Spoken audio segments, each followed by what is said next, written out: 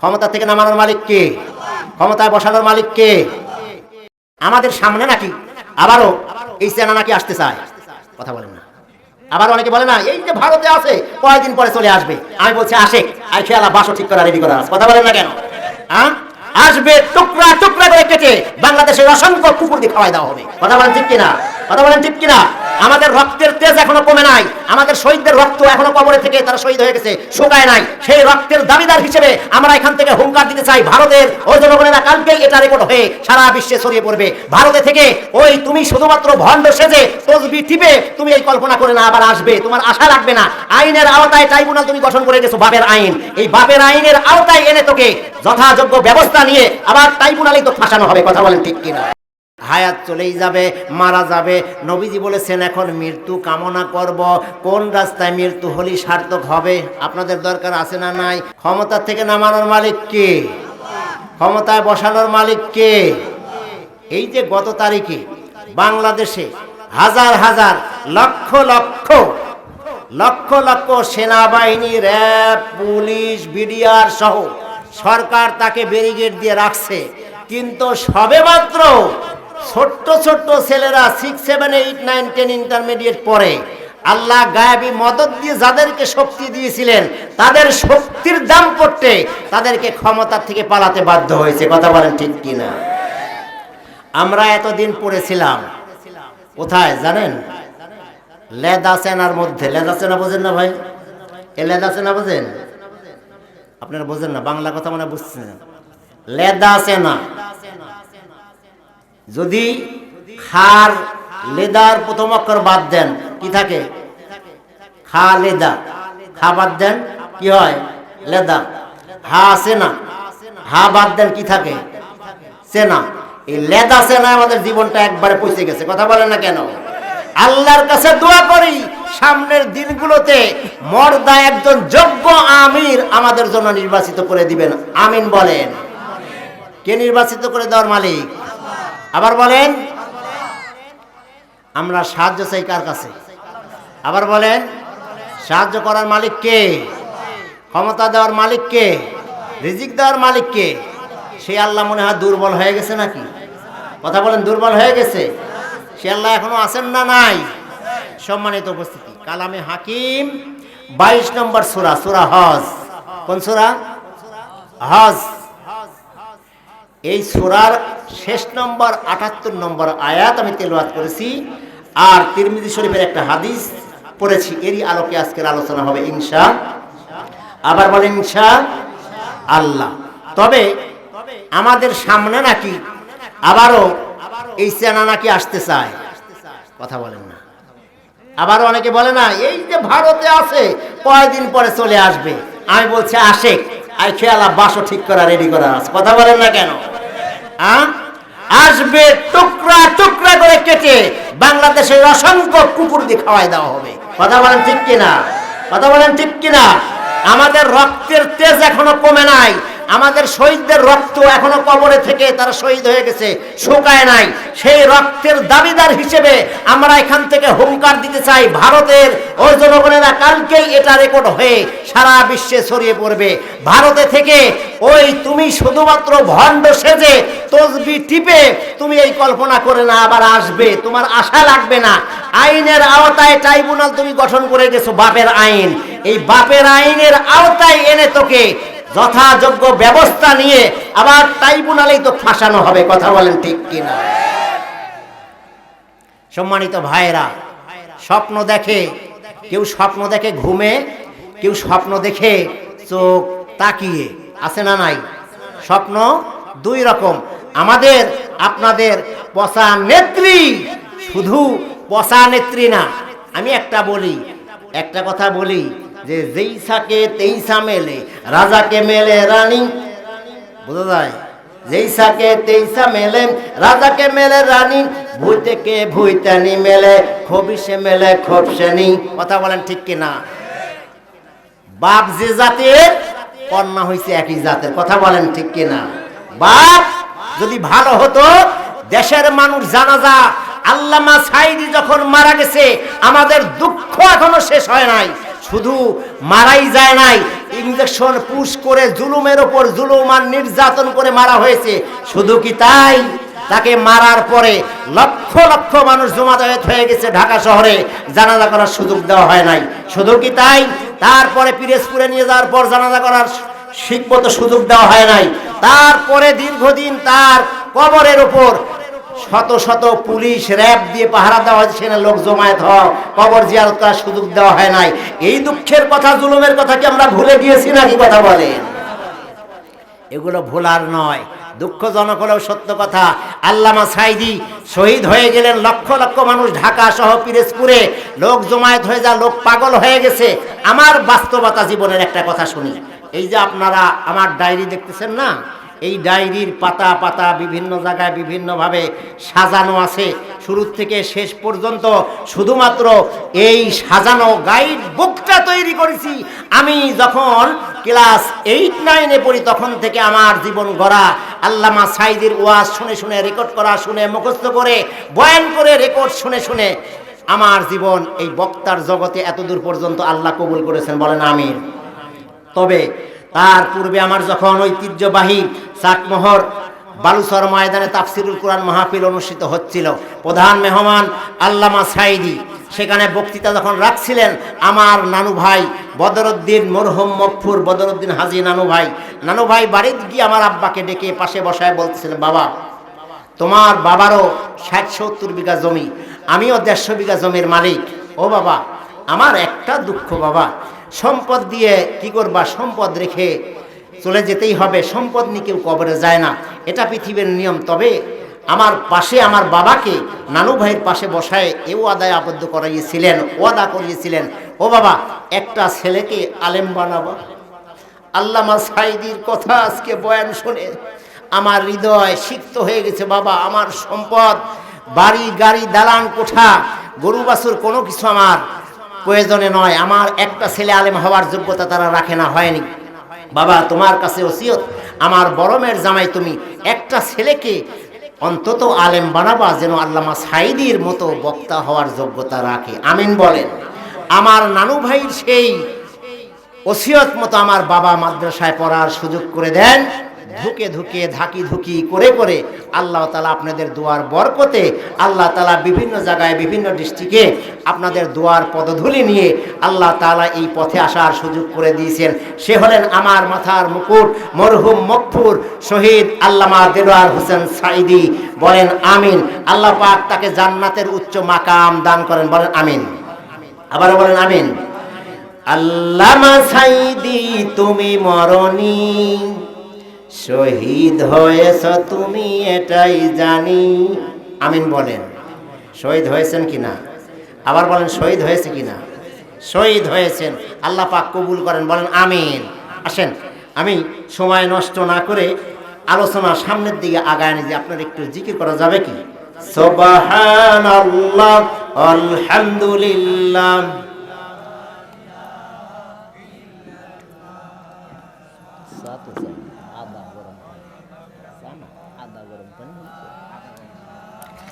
সুবহানাল্লাহ, আলহামদুলিল্লাহ, আল্লাহু আকবার, লা ইলাহা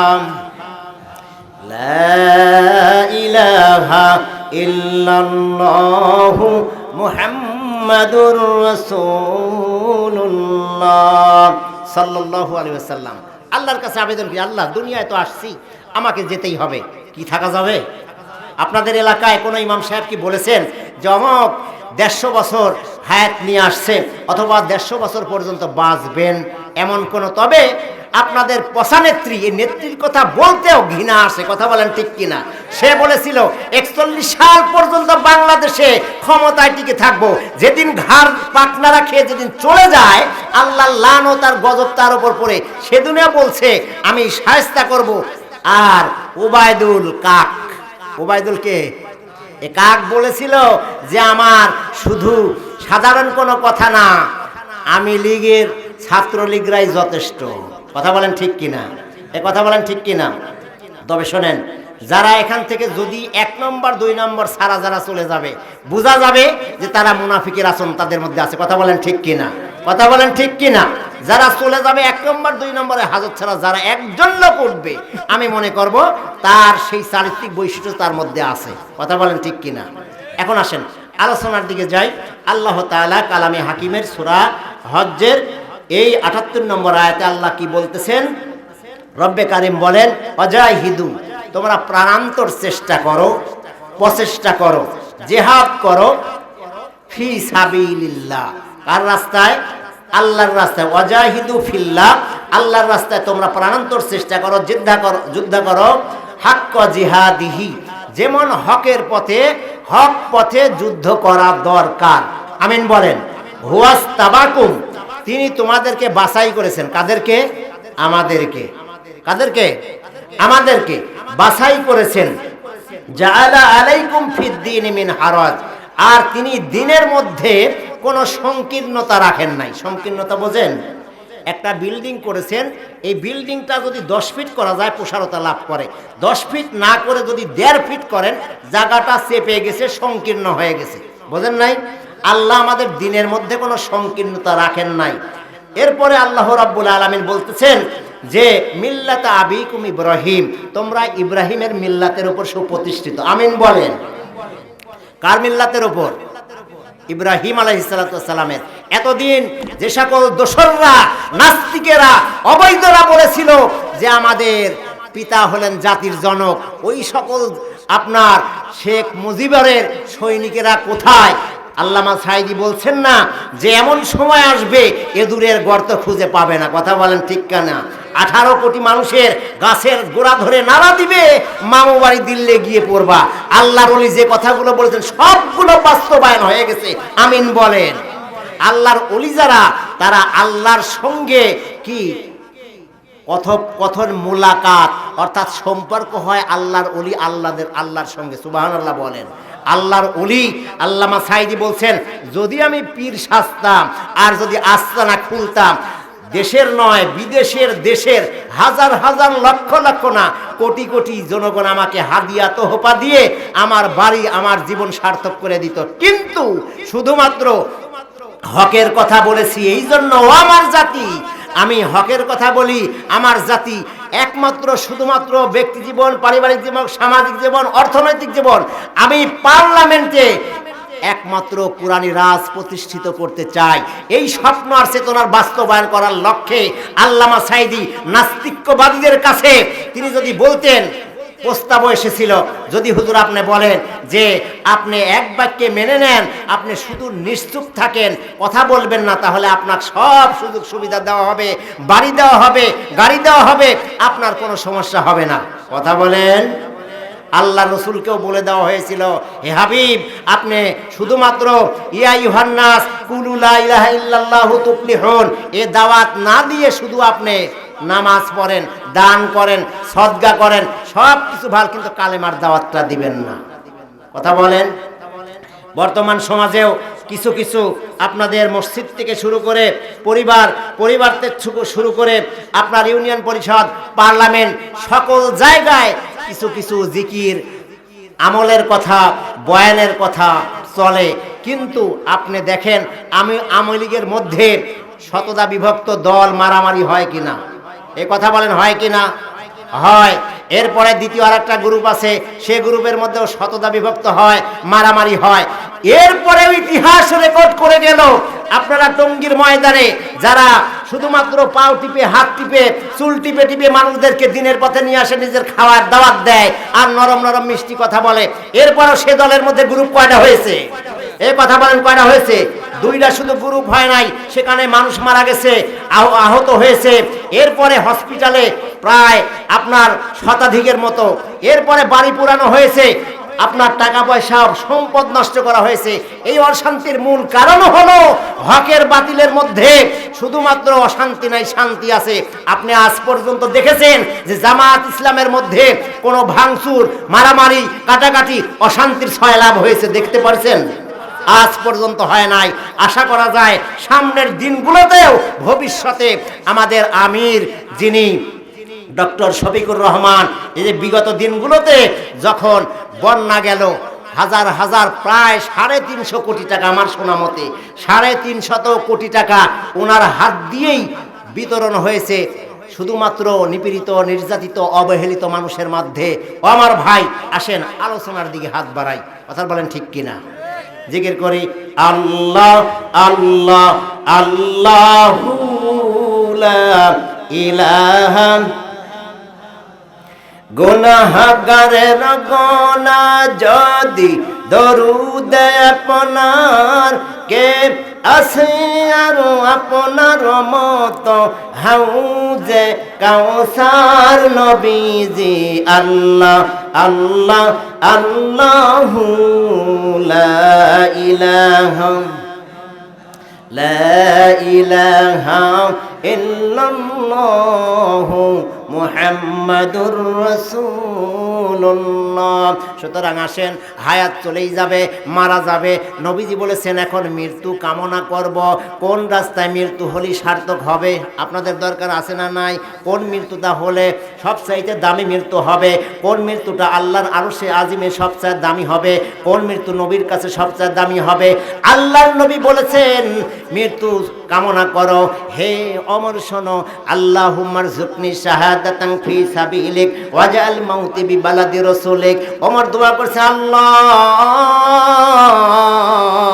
আমাকে শহীদি মৃত্যু দিও, আর তুমি আমাকে নবীর দেশে মৃত্যু দিও। আমিন বলেন, আবার বলেন আমিন।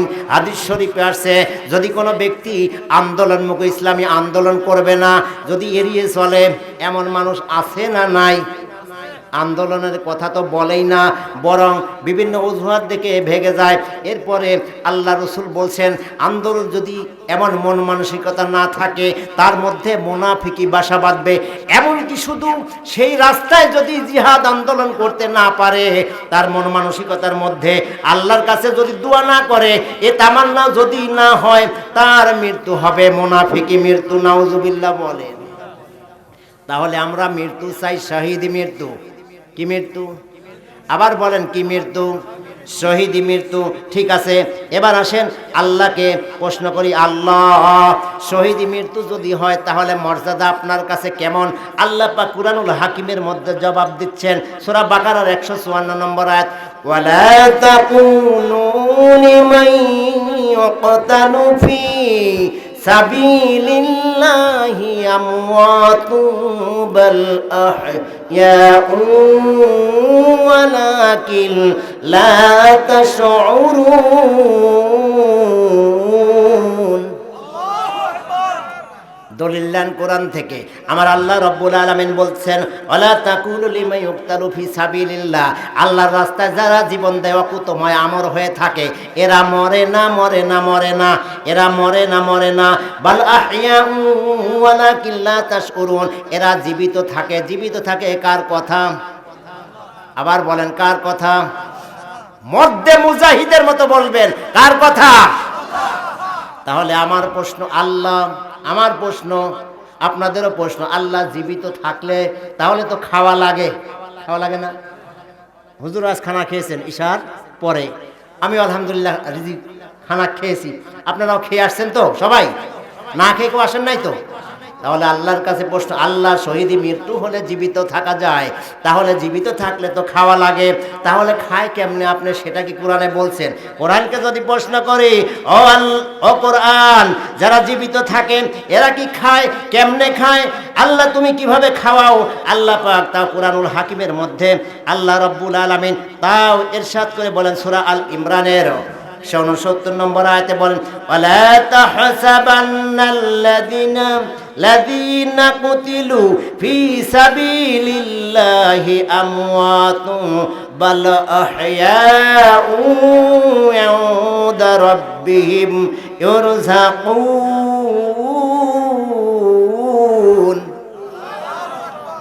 আল্লাহ বলেন শুধু এরা জীবিত না, আমি আল্লাহ রব, তোমরা মনে করেছো ওয়ালা তাহসাবান্নাল্লাযীনা কুতিলু, যারা আল্লাহর রাস্তায় কতল হয়, শহীদ হয়, তোমরা মনে করেছো এরা, তোমরা মনে করেছো এরা শুধুমাত্র মৃত্যুবরণ করে? না না না, মৃত্যুবরণ করে না। বাল আহইয়াউ ইনদা রাব্বিহিম, বরং আল্লাহর কাছে এরা জীবিত।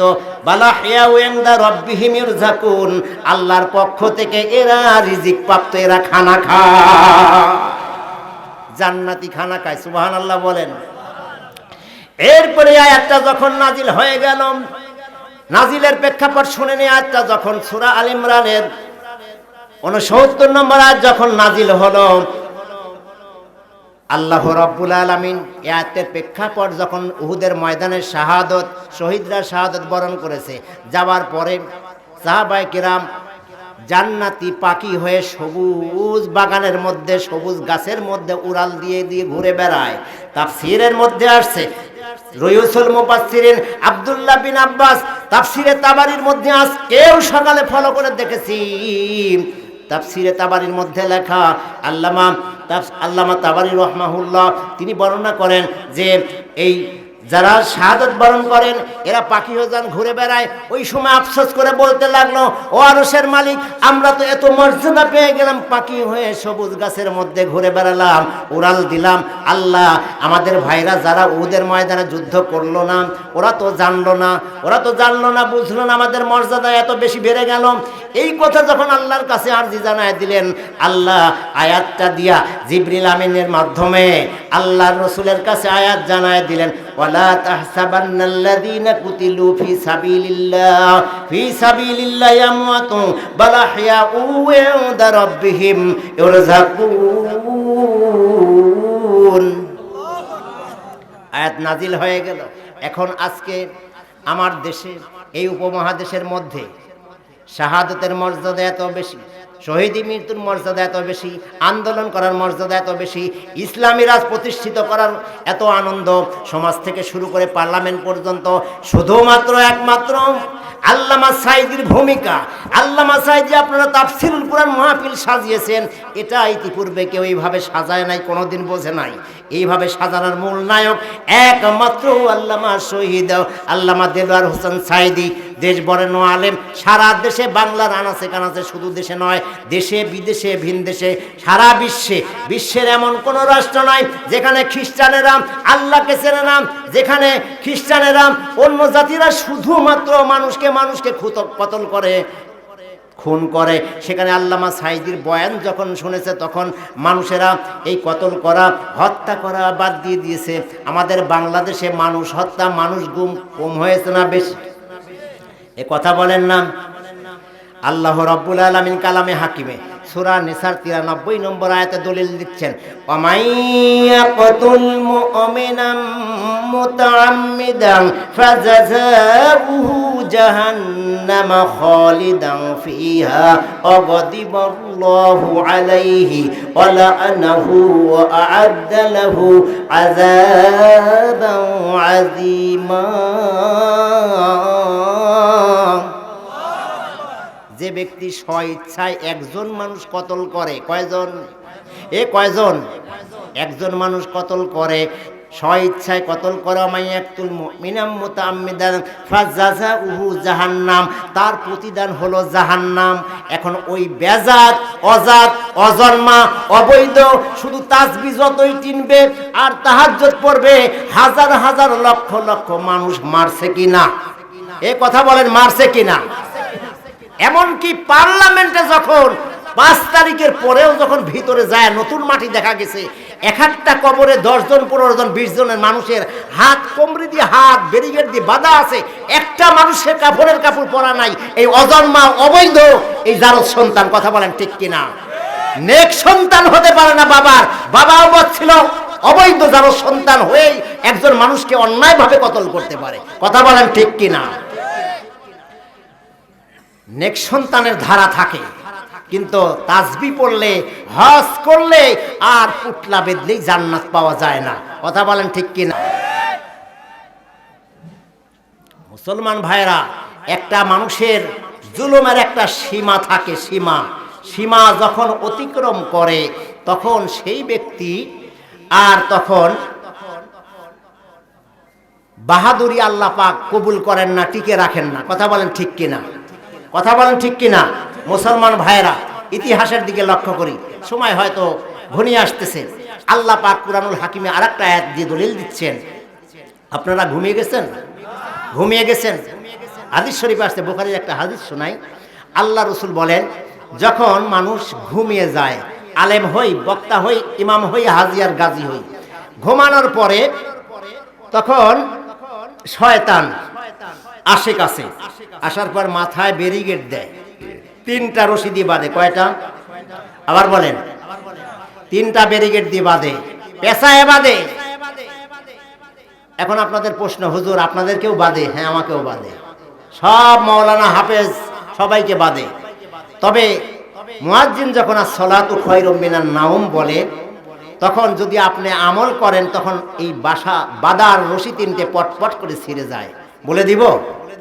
বলে দিব 1 নম্বর, যদি আপনি জাগনা পাওয়ার সঙ্গে সঙ্গে আলহামদুলিল্লাহিল্লাযী আহইয়ানা বা'দা মা আমাতানা ওয়া ইলাইহিন নুশুর, এ দোয়া পড়া সুন্নাহ। কি এ দোয়া পড়া? এই দোয়াটা যখন পড়লেন, শয়তানের 3 রশির 1 রশি ছিঁড়ে গেল পট করে, আলহামদুলিল্লাহ বলেন। এরপরে আপনি যখন বিছানা ছেড়ে দিয়া ঠান্ডা পানি দ্বারা অথবা গরম পানি দ্বারা উযু করে পবিত্রতা হাসিল করে ফেললেন, শয়তানের 2 নম্বর রশি পট করে ছিঁড়ে যায়, আলহামদুলিল্লাহ বলেন। এরপরে মুসাল্লায় যখন আপনি দাঁড়িয়ে গিয়া আল্লাহর কুদরতি পায়ে দুটি সিজদা দিয়ে দিলেন, ভাই আমার বাবারা, সোনার বন্ধুরা আমার, সঙ্গে সঙ্গে শয়তান বলে 3টা রশি তো ছিঁড়ে গেল, শয়তানের মুখটা কালো হয়, আল্লাহর চেহারার মুখ উজ্জ্বল হয়ে যায়, আলহামদুলিল্লাহ বলেন। তাহলে আজ থেকে বুঝে নেবেন, যারা মুয়াজ্জিন আজান দিবার পরেও যারা কুকুরের মতো, বিড়ালের মতো, অন্য কারো মতো শুয়ে থাকে, তাদেরকে শয়তানের রশি দিয়ে বাঁধাই থাকে। তাদেরকে হাদিসের আর এক হাদিসের ভাষা আসছে, তাদের জবানে, মুখে তখন শয়তান পেশাব করে দেয়, পায়খানা করে দেয়, নাউজুবিল্লাহ বলেন। আজ থেকে তারপরেও কি ফজরের সালাত পর্যন্ত, 7টা পর্যন্ত, 9টা পর্যন্ত কেউ ঘুমিয়ে থাকবেন? হাত তুলে আল্লাহকে দেখান কারা কারা ঘুমিয়ে থাকবেন। চালাক মানুষ দেখছি আপনারা, পঞ্চকোষের মানুষ, জবর চালাক। সম্মানিত ভাইরা, জিকির করি লা ইলাহা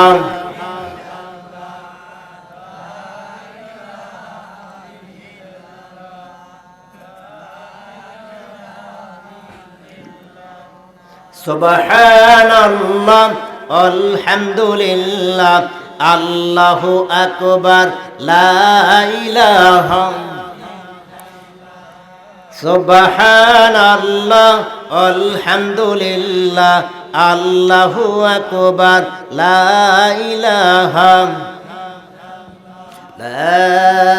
ইলাহা ইল্লাল্লাহু মুহাম্মাদুর রাসূলুল্লাহ সাল্লাল্লাহু। সম্মানিত ভাইয়েরা, এবার আসেন, এরপরে শাহাদাতি মৃত্যুর আরেকটা ফজিলত হলো, আল্লাহ তাআলা আরেকটা আয়াত দিয়ে বলছেন, ওয়ালা ইন কুতিলতুম ফি সাবিলিল্লাহি আও মুততুম লামাগফিরাতুম মিনাল্লাহি ওয়া রাহমাতুন খায়রুম মিম্মা ইয়াজমাউন।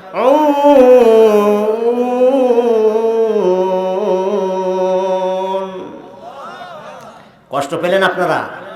কষ্ট পেলেন? আল্লাহ পাক বলতেছেন যে অলাইন কুতিলতুম, যদি জিহাদ করতে গিয়া, আন্দোলন করতে গিয়া যে সকল আত্মীয় স্বজনের সন্তানেরা, কেউ পঙ্গু, কেউ অসুস্থ, কেউ হাত নাই পা নাই, কেউ বা মারা গেছে, তাদের মর্যাদা দিতে গিয়ে আল্লাহ বলতেছেন অলাইন কুতিলতুম ফি সাবিলিল্লাহ, আল্লাহর রাস্তায় যদি তোমার আত্মীয় স্বজন কেউ যদি মারা যায়, নিহত হয়, আও মুত্তুম অথবা সাধারণ মৃত্যু হয়ে যায়, তাহলে কি হবে?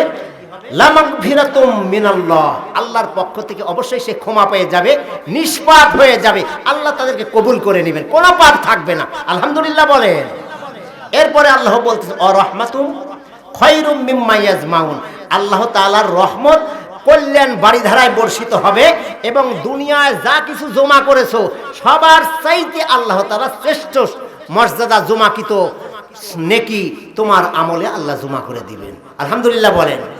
এই আহ্বান যখন ঢাকা প্যারেড ময়দানে, এরপরে চট্টগ্রাম, খুলনা, বরিশাল, সারা বাংলাদেশে সিটি শহরগুলোতে আল্লামা সাঈদী যখন মাহফিল করতেন, জনগণকে উদ্বুদ্ধ করতেন, ও আমার জাতি, একটা বিল্ডিং যদি গড়তে হয়, এই বিল্ডিং এর যদি ইটেরা বলতো যে খোয়া না হলে বিল্ডিং কি হয়, কথা বলে খোয়া ছাড়া বিল্ডিং হয়, এই প্রাসাদ তৈরি করতে গিয়ে হাজার হাজার লক্ষ লক্ষ ইটকে খোয়া হতে হয়।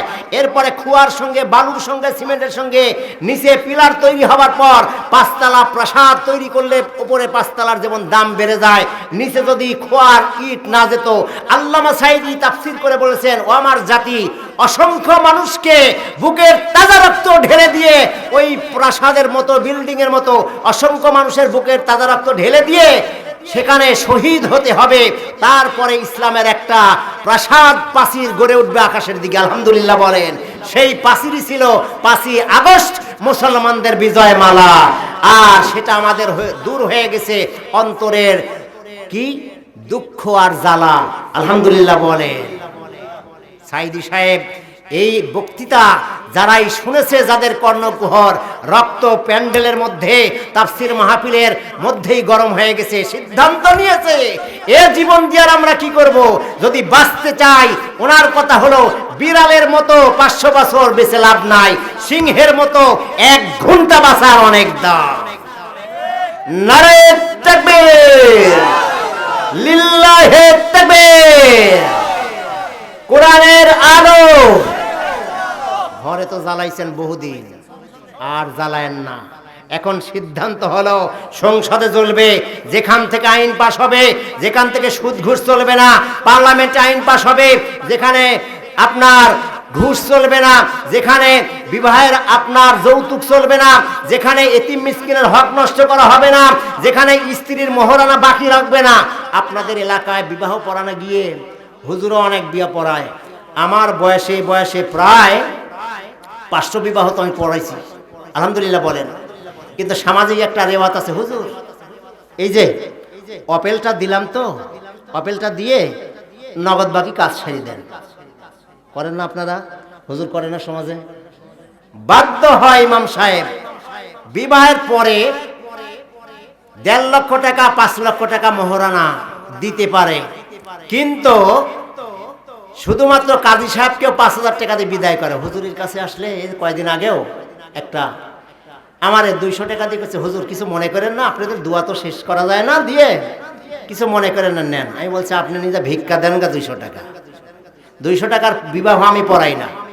আমার মুসল্লি বলতেছেন যে, বি সাহেব যেটা করছেন আমার ইজ্জত আর মারেন না, কমপক্ষে 1000 টাকা দেন। উনি তখন বাইর করলো 500 টাকা। কয় টাকা? 500 টাকা। আমি বললাম, না 500 টাকার বিবাহ আমি পড়াই না। যদি আমি 200 টাকা দিতাম, ও পরবর্তী বলছে অমক গ্রামে আরো জনগণ যারা থাকতো তারাও বুঝতো যে হ্যাঁ 200 টাকার ইমাম বিবাহ পড়ায়। আমি বলছি যে 2000 টাকা দেওয়া লাগবে। আপনি বিবাহর যিনি আপনার লিখনিকে দিলেন আপনি 5000 টাকা, আর ইমামকে আপনি 200 টাকা কোন জ্ঞানে দিয়েছেন? আমি 200-500 নেব না। এরপরে যখন আমাকে 1000 টাকা দিছে, হুজুর বেয়াদবি হয়ে গেছে, আর কিছু মনে করেন না, লজ্জা দিয়ে আর দিয়েন না, 1000 টাকা নেন। আলহামদুলিল্লাহ বলেন। সব জায়গায় বাহাদুরি চলে। ইমামের কাছে আসলে রমজান মাসে যদি 200 টাকা করে ধরা হয়, সংসার চলে না, ইডা সিডা আনবান তান ইডা সিডা বলে 50 টাকা 100 টাকা দিয়ে আমার কাছে দিবের পারেন না, গছাইছে হুজুরের কাছে, হুজুর নামলে হুজুর বাধ্য হয় না। সব জায়গায় টাকা চলে, ইমামের কাছে আলী মুয়াজ্জিনের কাছে সে একদম ফকির হয়ে যায়। কথা বলেন না কেন? এই চিন্তা চেতনা বাদ দেন। হুজুর ফজর নামাজ পড়ে যেখানে নামাজ পড়ায় মেহরাবে, বুখারীর হাদিস, সেখানে আল্লাহর রহমতের ফেরেশতা ডান দিকে এসে বসে যায়। আসার পরে হুজুর যখন দোয়া করে, তখন আপনার জন্য সকল গোষ্ঠী সদ্যার জন্য সবার জন্য দোয়া হয়। আর আপনি হুজুরের সারা বছর একটা মাস তারাবি পড়ার পরে 200 টাকা ধরা হয়, আপনি দেন 50 টাকা। আসলে আপনার হুশাকিল কম না বেশি? এই কথা বলেন না কেন? আপনারা বলতেছি না, আপনারা ভালো। আমার পাবনার মানুষগুলো এরকম করে। আল্লাহ কবুল করুন, সকালে বলেন আমিন। সম্মানিত ভাইয়েরা, তাহলে আল্লাহর রাস্তায় জীবন দিলে লস না লাভ? লস না লাভ?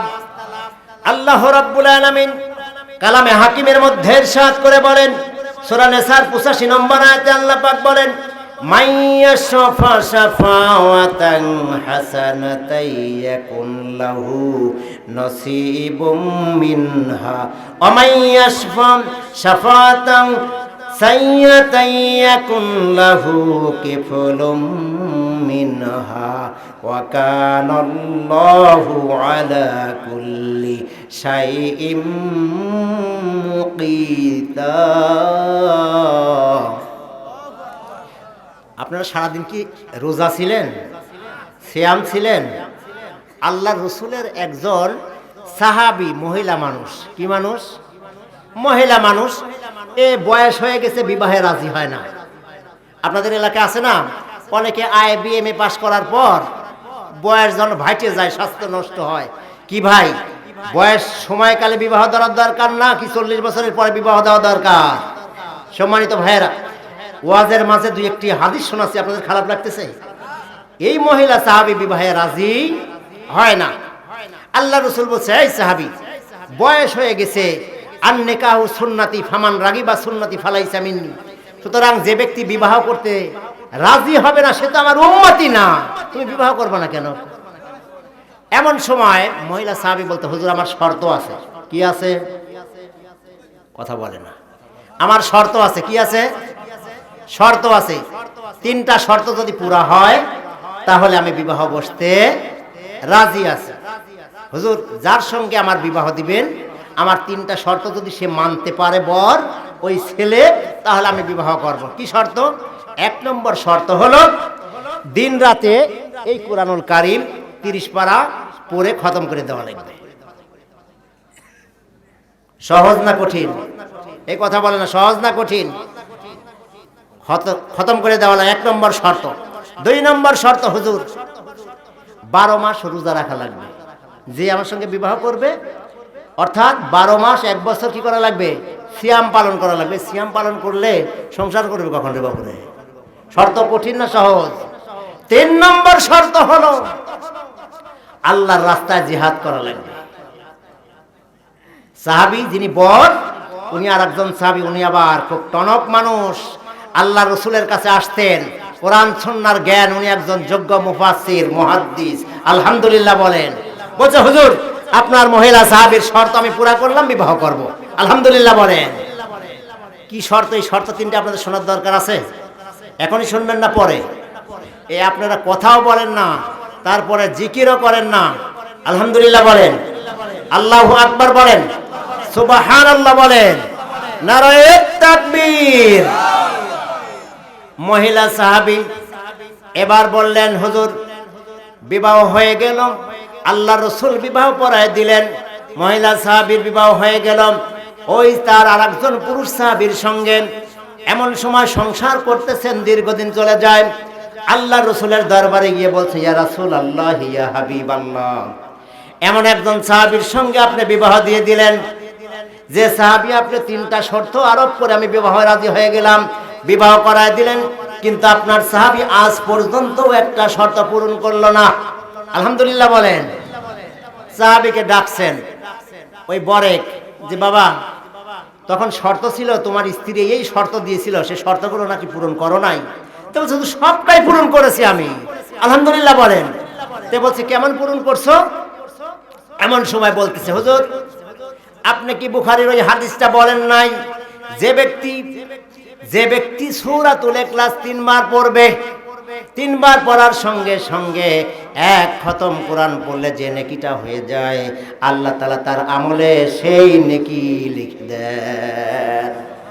ইয়া রাসূলুল্লাহ, ইয়া হাবিবাল্লাহ, আমি শুধু 1 বার 2 বার নয়, দিনে রাতে কতবার তেলাওয়াত করি সূরাতুল ইখলাস, এটা তো হিসাবই নাই, কয় খতম হয়ে যায় এটা তো ইয়ত্তাই নাই। সুবহানাল্লাহ বলেন। এরপরে ইয়া রাসূলুল্লাহ, আমার স্ত্রী শর্ত আরোপ করেছে 12টি মাস সিয়াম পালন করা লাগবে, রোজা রাখা লাগবে। ইয়া রাসূলুল্লাহ সাল্লাল্লাহু আলাইহি ওয়াসাল্লাম, এই যে বিগত মাসও 1 মাস আগে সিয়াম, রমজান মাস চলে গেছে, হুজুর শাওয়াল মাসও চলে যাচ্ছে, শাওয়াল মাসের 6টি রোজা আমি সাহাবী পালন করেছি। ইয়া রাসূলুল্লাহ, আপনি না বলেছেন শাওয়াল মাসে 6টা সিয়াম যে পালন করলো, সে যেন একটা বছর 12 মাস সিয়াম পালন করলো। সুবহানাল্লাহ। এবার বলছে, ওগো সাহাবী, 3 নম্বর শর্ত, তোমাকে না জিহাদ করার কথা বলেছে তোমার স্ত্রী, বিবাহে রাজি হয়েছে, তুমি তো জিহাদ করো না। আল্লাহ নবীর সাহাবী বলতেছেন, ইয়া রাসূলুল্লাহ, আল্লাহ, হে আল্লাহর কসম করে বলি, আপনার মুখ থেকে বুখারীর ওই হাদিসটা যেদিন শুনেছি, as-সাই আলাল আরমালাত ওয়াল মাসাকিনা কাল মুজাহিদু ফি সাবিলিল্লাহ।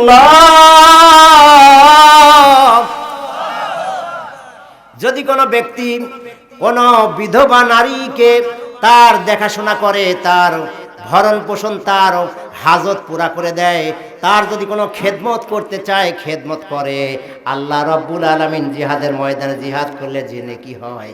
ওগো আল্লাহর নবী, আমি তো অনেক বিধবা মহিলার খেদমত করি, তার কাউরে পান এনে দেই, বাজার এনে দেই। ইয়া রাসূলুল্লাহ, অনেকের স্বামী নাই, আমি অভিভাবক হয়ে দায়িত্বগুলো পালন করি। আল্লাহ রসুল মুস্কি মুস্কি হেসে বলতেছেন, ও মহিলা সাহাবী, তোমার চাইতে আমার সাহাবী কোনো অংশেই বুদ্ধিমান কম নয়। আলহামদুলিল্লাহ বলে, আরো জোরে বলেন আলহামদুলিল্লাহ।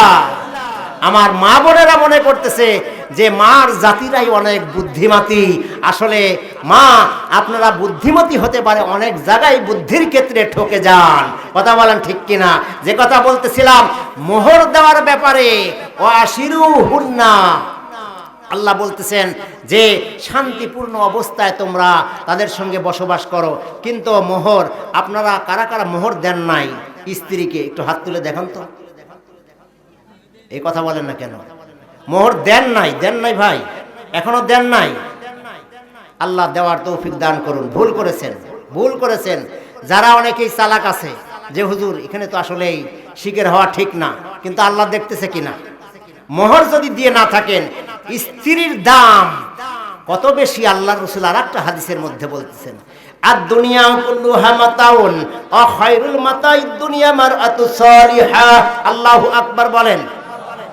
ও আমার সাহাবীরা শোনো, তোমরা কি জানো দুনিয়াতে সবচাইতে দামি সম্পদ কোনটা?